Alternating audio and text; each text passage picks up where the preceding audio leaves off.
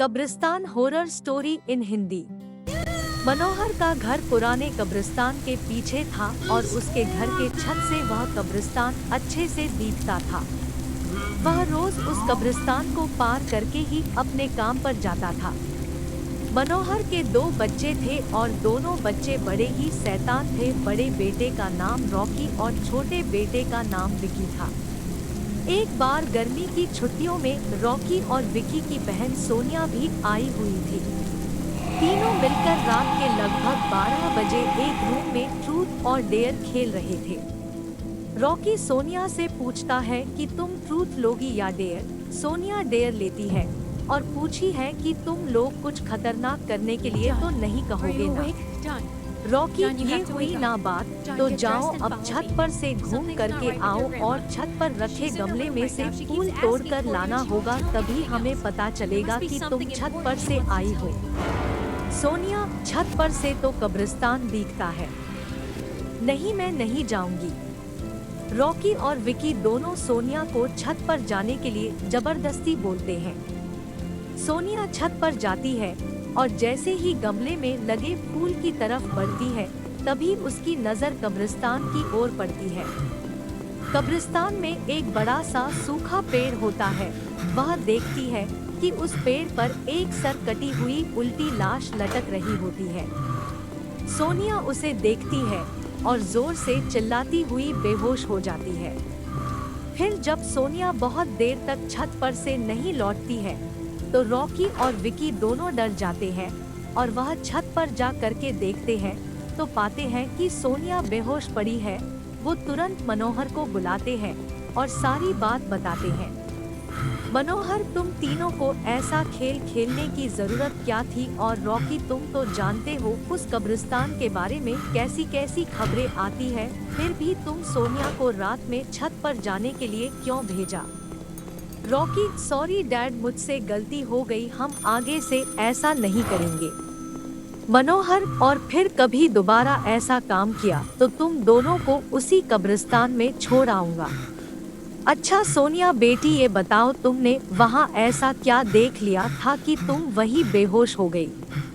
सोनिया सहमी हुई हालत में मनोहर को सारी बात बताती है कि उसने क्या देखा। मनोहर ने उस कब्रिस्तान के बारे में ऐसी खबरें पहले भी सुनी हुई थी, इसलिए वह सोनिया को डांटता नहीं है और बच्चों को संभल कर रहने की सलाह देता है।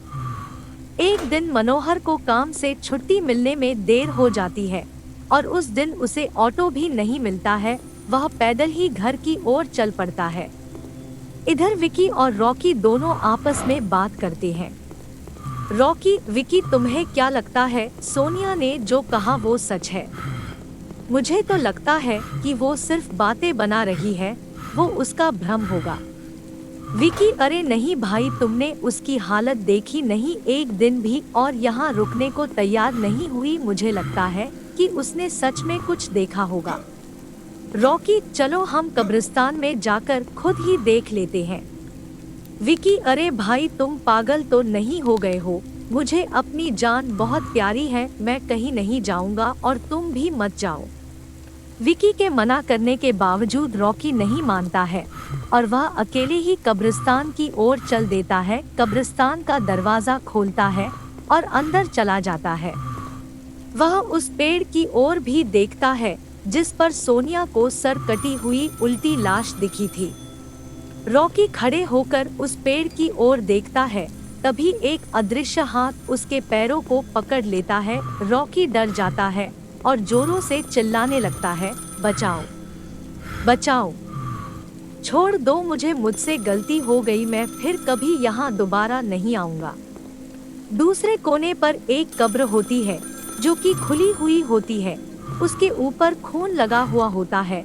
वह अदृश्य हाथ रॉकी को खींच कर लाते हैं और उस कब्र में धकेलने की कोशिश करने लगते हैं।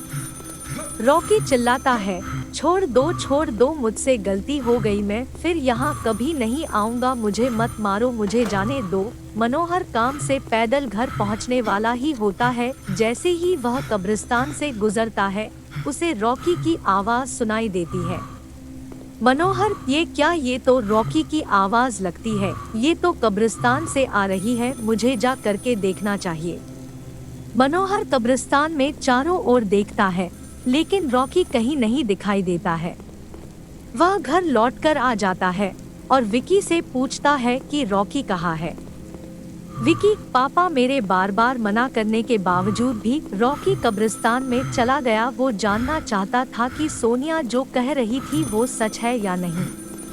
मनोहर, हमारे पास समय बिल्कुल भी नहीं है। जाओ, घर के मंदिर में शंख में जो जल रखा है वो जल्दी से लेकर आओ। हमें रॉकी को खोजने कब्रिस्तान जाना पड़ेगा।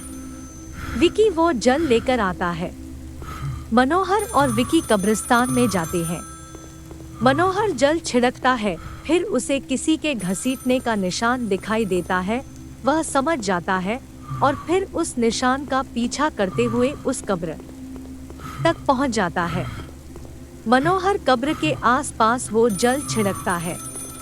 कब्र से अजीब अजीब सी आवाजें आती है। विकी बहुत डर जाता है। मनोहर, मुझे लगता है कि श्रापित प्रेत आत्माओं ने रॉकी को इस कब्र के अंदर कैद कर लिया है।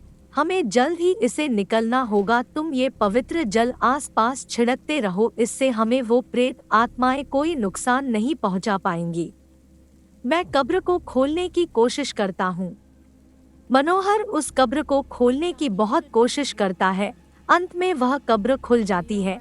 उसके अंदर रॉकी लथपथ बेहोश पड़ा होता है। मनोहर रॉकी को लेकर हॉस्पिटल जाता है।